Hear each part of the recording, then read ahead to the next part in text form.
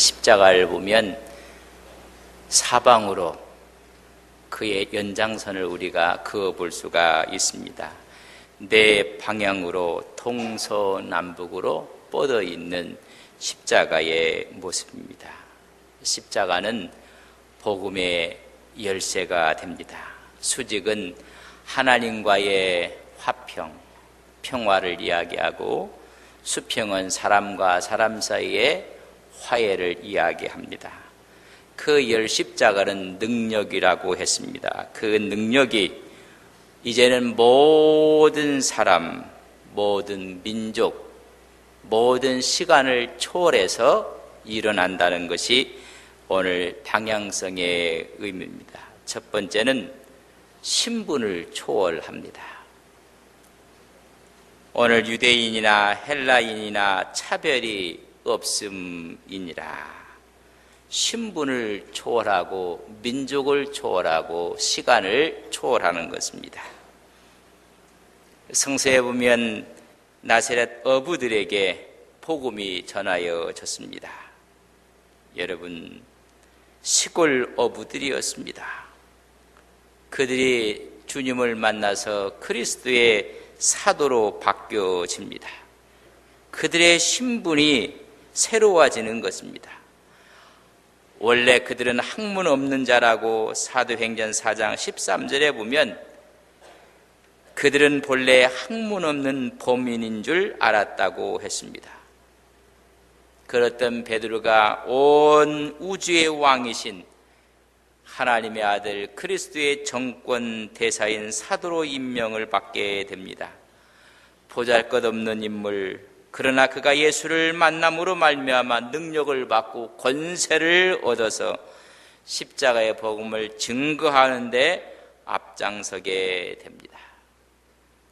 사도행전 2장에 보면 오순절날 성령이 임했을 때 뜨거운 가슴을 갖고 베드로가 설교를 합니다. 십자가와 부활을 증거할 때 그들 마음속에 어찌할꼬? 베드로는 힘있게 이야기합니다. 회개하여 각각 예수 그리스도의 이름으로 세례를 받고 죄 사함을 받으라. 그리하면 성령을 선물로 받을 것이니라. 이 패역한 세대에서 구원을 받으라. 그들이 베드로 앞에 나와서 세례 받은 사람이 3,000명이었다고 성경은 기록해주고 있습니다. 이것이 사도행전 2장에 이야기하면 3장은 성전 미문에 앉아있는 안진뱅이를 베드로가 일으켜 세웁니다. 은과 금은 없거니와 내게 있는 것을 내게 주노니 나사렛 예수 그리스도의 이름으로 일어나라. 그가 일어나 걷기도 하고 뛰기도 하고 하나님을 찬양했다고 말씀해주고 있습니다. 모두가 놀랐습니다. 그리스도의 능력을 힘입어 초월적인 역사를 일으켰습니다. 누구에게? 시골 어부였습니다. 학문이 없는 보잘것 같은 신분의 사람이었습니다. 그러나 그리스도의 능력으로 그리스도의 초월적인 역사를 일으키고 말았습니다. 여러분, 복음은 신분을 초월하는 것입니다. 예수님께서 지나가시다가 세관에 앉아있는 마태를 보셨습니다. 세리였습니다. 그를 불러서 하나님의 대사로 삼아 주십니다. 마태복음 9장 9절과 10절에 보면 세관에 앉았다 그랬습니다. 여러분, 앉았다는 이야기는 그 일에 종사하고 최선을 다했다는 것입니다.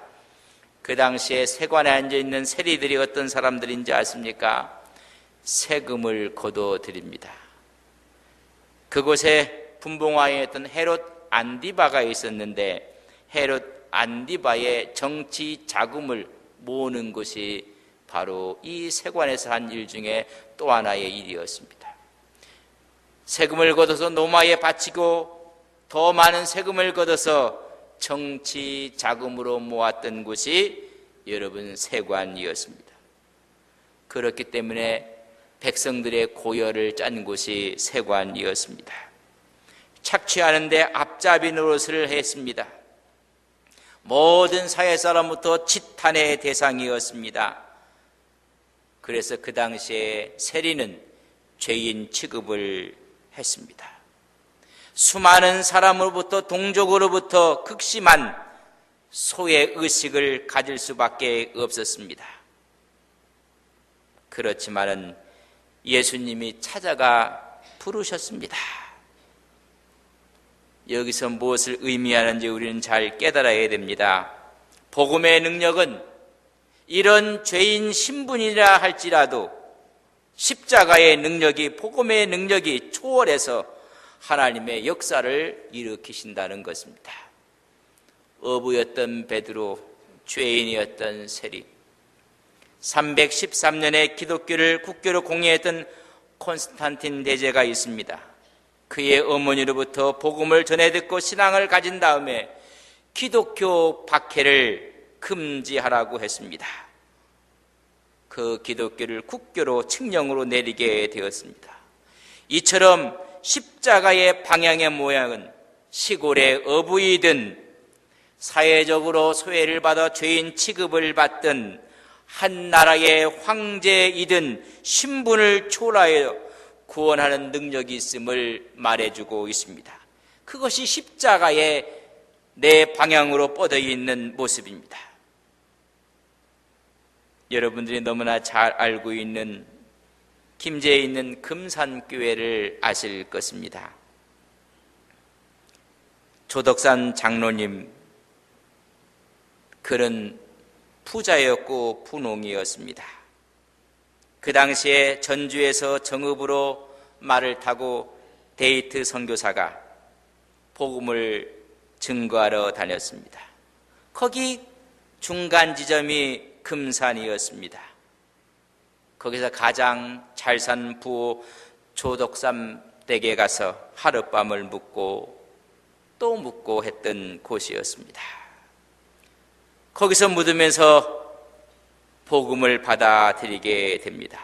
1905년부터 조덕상의 사랑채에서 예배를 드리는데 그 예배에는 조덕삼 부부가 참석했고 그 집의 머슴, 마부였던 이자익 마부가 참여를 하고 마을에 있는 몇 사람들이 참여해서 예배를 드린 것이 금산교회의 시작이었습니다.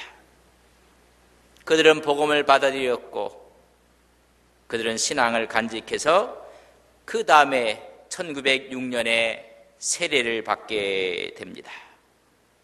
세례를 받은 그들이 이제는 2년 후에 장로 투표를 하게 되었습니다.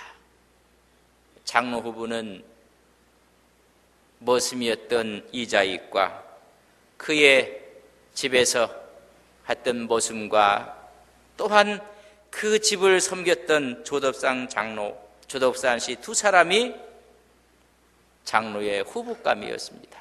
여러분, 투표를 했는데 머슴이 당선이 됐고 주인은 떨어지고 말았습니다. 한 사람은 종이었고 한 사람은 주인의 신분이었습니다. 서울에 승동교회가 있습니다. 그 승동교회는 투표를 했는데 백정 출신이었던 박성춘 집사가 장로로 선출이 되게 됩니다. 양반 신자들이 우리는 저 백정 출신을 장로로 모실 수가 없다고 해서 나갔습니다. 그래서 생긴 것이 서울에 있는 안동교회입니다. 연동교회가 있었습니다. 연동교회는 투표를 했는데 갑바치 출신이 장로로 선출이 되고 말았습니다. 곧 창익 집사가 갑바치 출신인데 장로로 선출되자 그 교회 양반들이 다 교회를 떠났습니다. 우리는 갑바치 출신을 장로로 섬길 수가 없다는 것입니다. 그 교회가 묘동교회입니다. 오늘 금산교회도 종이, 머슴이 장로로, 주인은 장로에서 떨어지고 말았습니다. 그때 조덕상 씨가 이렇게 이야기를 했습니다. 이 결정은 하나님이 내린 결정입니다. 우리 금산교회 교인들은 참으로 훌륭한 일을 해냈습니다. 저희 집에서 일하는 이자익 이영수는 저보다 신앙이 훨씬 깊은 사람입니다. 나는 교회의 결정을 존중하고 순종합니다. 이자익 장로를 장로로 받들어 열심히 교회를 섬기겠습니다. 모든 사람이 박수를 쳤습니다. 금산교회 성도들은 훌륭했습니다. 더 훌륭했던 분은 초덕삼 영수였습니다. 집에 들어오면 종이었습니다. 교회 가면 장로로 섬겼습니다. 그 당시에는 목회자가 많지 않아서 장로가 예배를 인도했고 설교를 했습니다. 종이 설교할 때 주인은 그 앞에 앉아서 하나님 말씀을 열심히 듣고 순종했습니다. 집에 오면 모습이요, 교회 가면 장로의 관계가 되었습니다. 십자가는 신분을 초월하는 것입니다. 기독교 복음의 진수를 맛보았던 초덕삼 영수였습니다. 그 다음에 장로 투표를 해서 주인인 초덕삼 씨가 장로가 되었습니다. 장로가 되고 나서 머슴이었던 이자익 장로를 신학교에 보내서 목사로 세우게 됩니다. 모든 장학금을 다 대주었고 그에게 신학을 공부할 수 있도록 길을 열어 주었습니다. 공부가 다 끝나고 그는 후에 전라노예에서 안수를 받은 후에 종이었던 이자익 목사를 자기 교회 담임 목사로 청빙을 했습니다. 참으로 아름다운 이야기입니다. 십자가라는 것이 무엇입니까? 신분을 초월하고 모든 벽들을 뛰어넘는 것이 십자가입니다.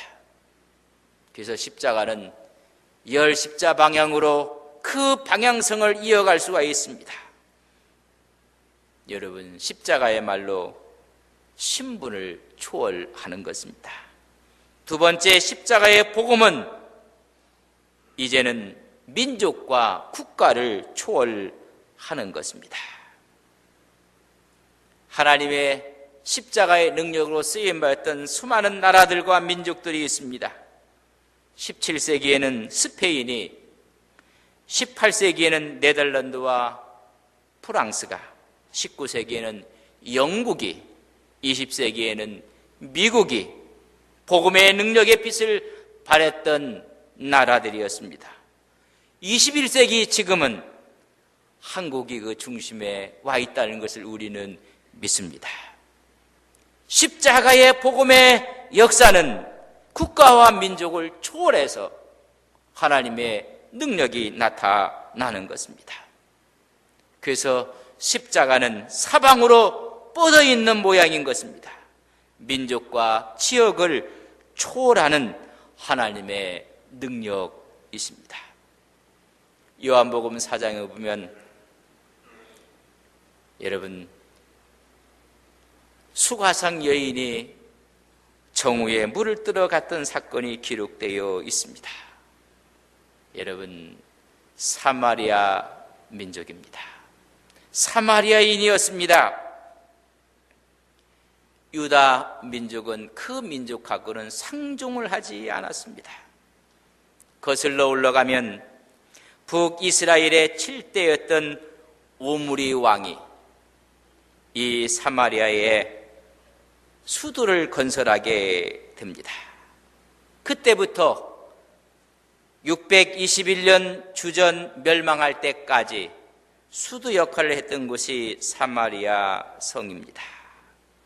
아수르 살마네살이 쳐들어와서 북이스라엘을 멸망시키는 그때까지 수도의 역할을 했던 곳이 그곳이었습니다.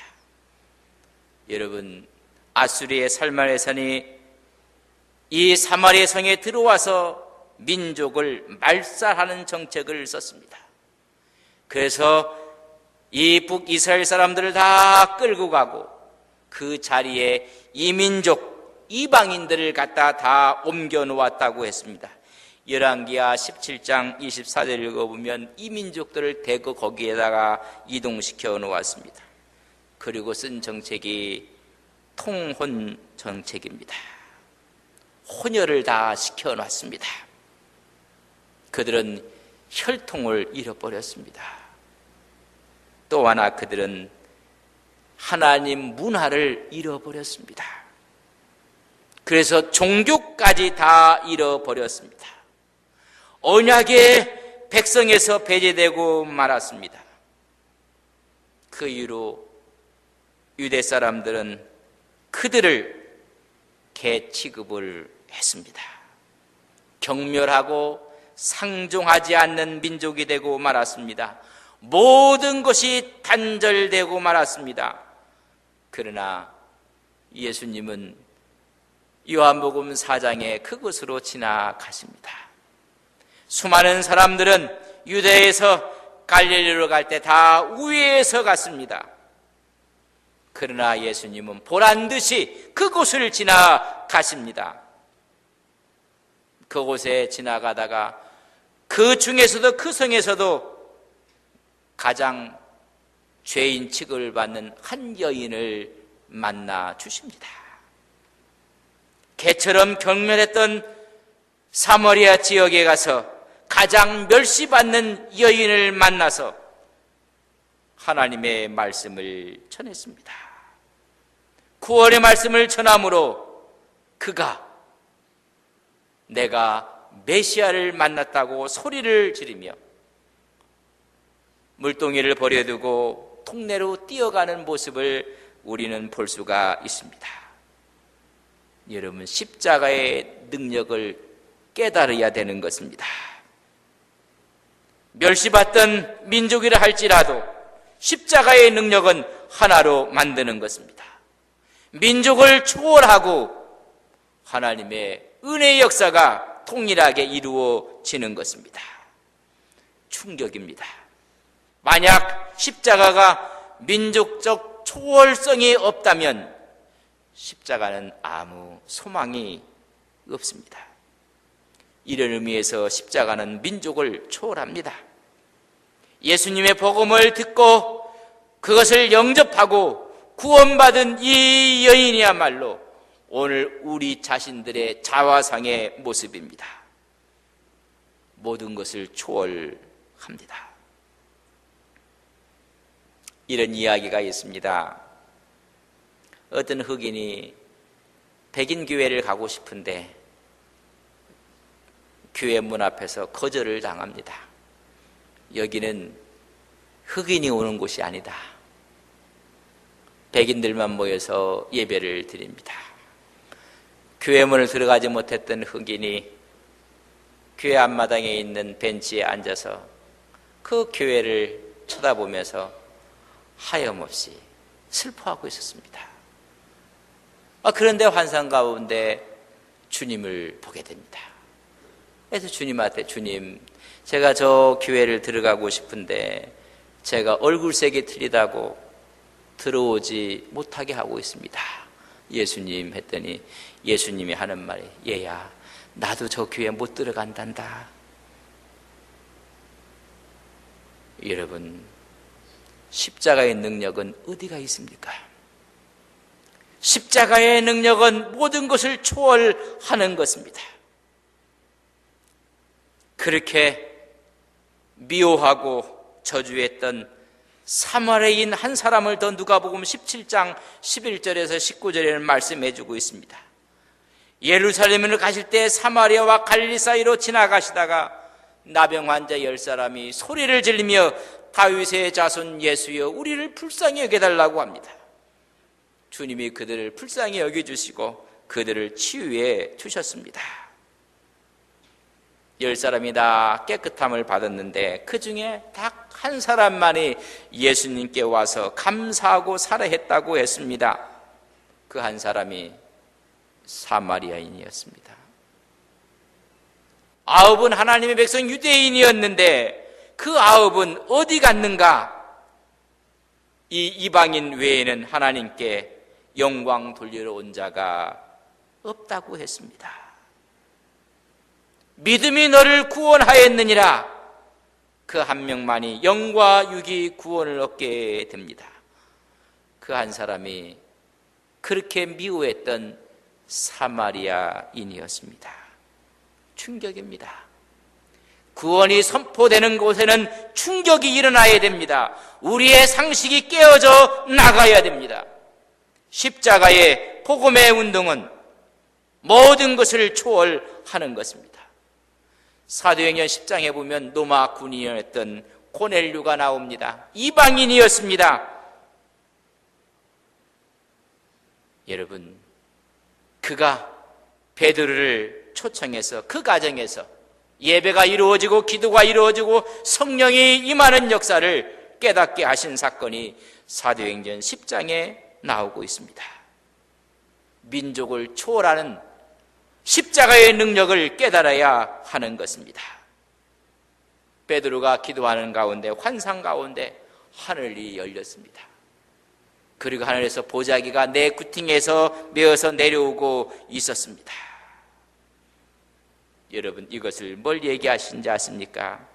내 귀에 메어서 보자리가 내려왔다는 것은 첫째는 내 귀퉁이 동서남북 모든 것을 가리키는 것입니다.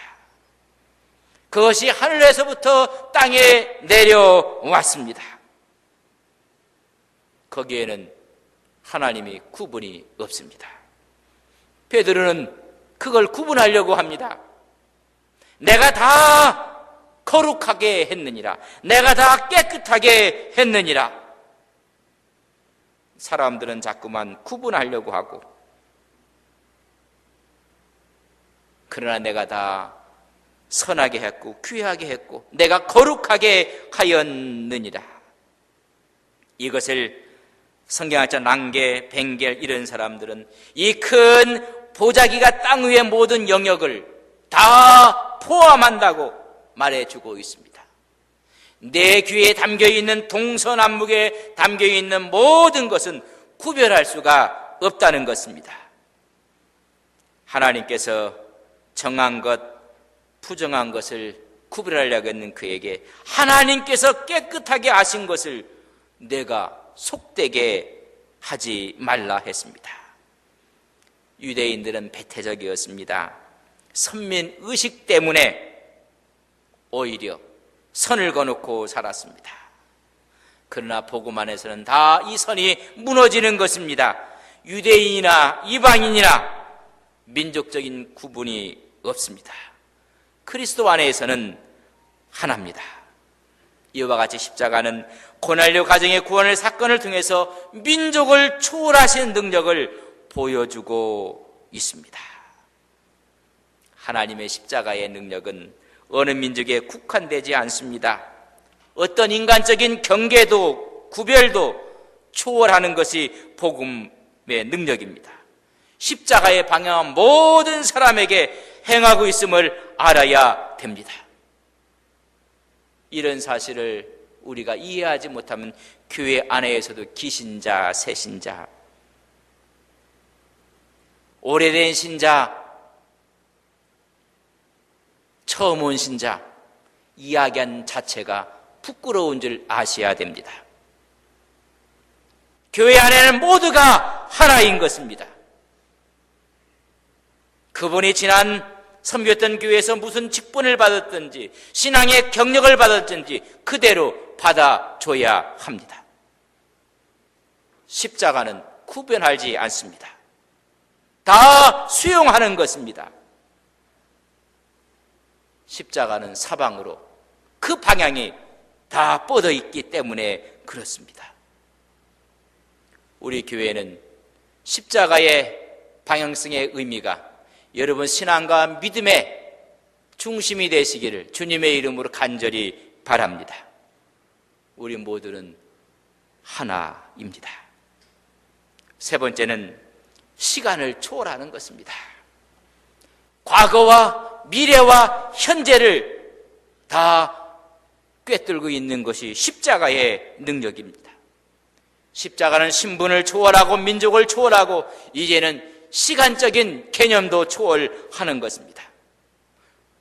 과거와 현재와 미래가 십자가의 능력이라는 것입니다. 과거는 구약입니다. 여러분, 구약의 구원도 어린 양의 피로 구원을 받습니다. 6월절 사건 때 내가 애굽 땅을 칠 때에 그 피가 너희가 사는 집에 있어서 너희를 위하여 표적이 될지라. 내가 피를 볼 때에 너희를 넘어가리니 재앙이 너희에게 내려 멸하지 아니하리라. 여러분, 과거 구약도 자기의 힘으로 자기의 능으로 구원받은 것이 아닙니다. 어린 양의 피로 구원을 받게 되는 것입니다. 이스라엘 백성들이 바로의 압제 앞에 해방되고 구원받은 것이 자기들의 힘이 아닙니다. 하나님의 계획이요 하나님의 은혜인 것입니다. 어떤 힘으로도 애굽의 바로의 억압에서 풀려날 수가 없습니다. 하나님께서 하나님의 능력으로 피해의 역사로 애굽을 치시고 그들을 구원시키신 것입니다. 십자가의 피는 과거로부터 현재 지금 신약은 에베소 1장 7절에 보면 우리는 그리스도 안에서 그의 은혜의 풍성함을 따라 그의 피로 말미암아 속량 곧 제사함을 받았느니라. 지금도 제사함의 역사는 그의 피라고 말씀해주고 있습니다. 신약의 성도들, 교회에 속한 성도들은 예수 그리스도의 피로 구원을 받습니다. 예수님의 피 외에는 구원이 없습니다. 어떤 힘도, 어떤 철학도, 어떤 윤리도, 어떤 종교도 구원은 없습니다. 여러분, 미래도 말해주고 있습니다.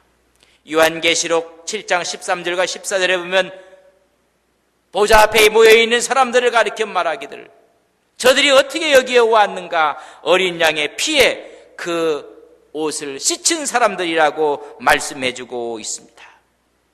종말의 때에도 흰 옷을 입은 무리들, 어린 양의 피, 그 피를 통해서 미래에도 하나님의 촌전 앞에 선다는 것을 말씀해주고 있습니다.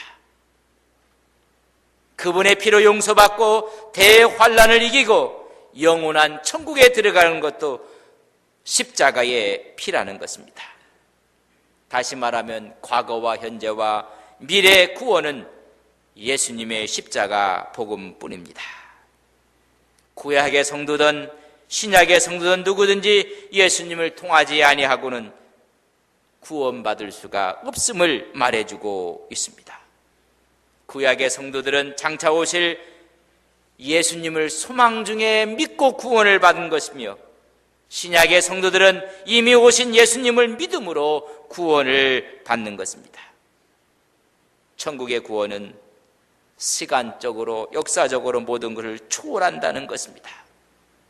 그래서 모든 것을 꿰뚫고 있습니다. 과거와 현재와 미래로 뻗어 있는 십자가의 하나님의 능력을 말씀해주고 있습니다.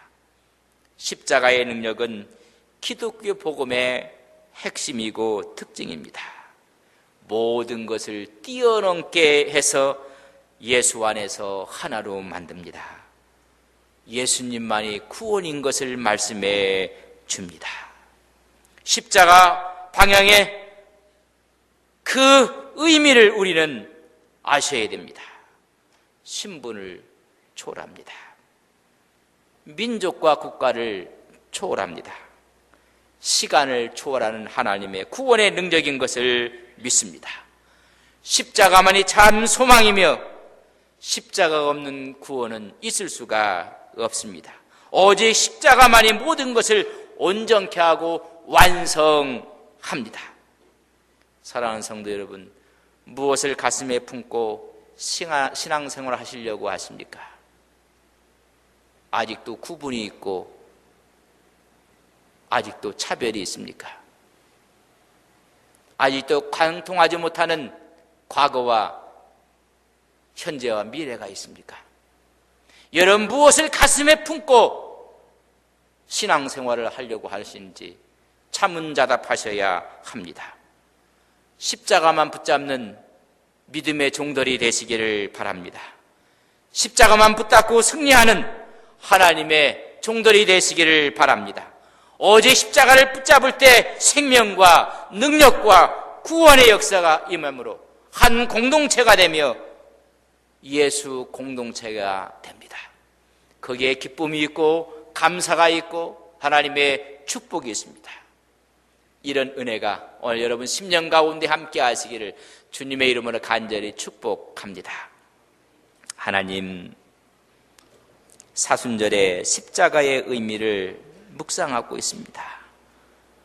수직의 십자가, 수평의 십자가, 열 십자가, 이제는 십자가의 방향성에 대해서 이제는 모든 것을 초월하고 극복하고 하나가 되는 십자가의 능력을 깨닫게 되었습니다. 무엇을 가슴에 품고 신앙생활하고 있습니까? 우리의 가슴 속에 십자가가 없기 때문에 아직도 차별하고 구별하고 있지는 않습니까?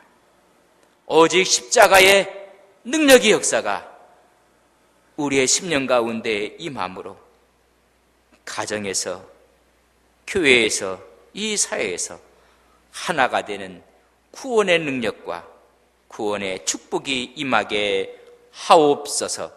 예수님의 이름으로 기도 올리옵나이다. 아멘.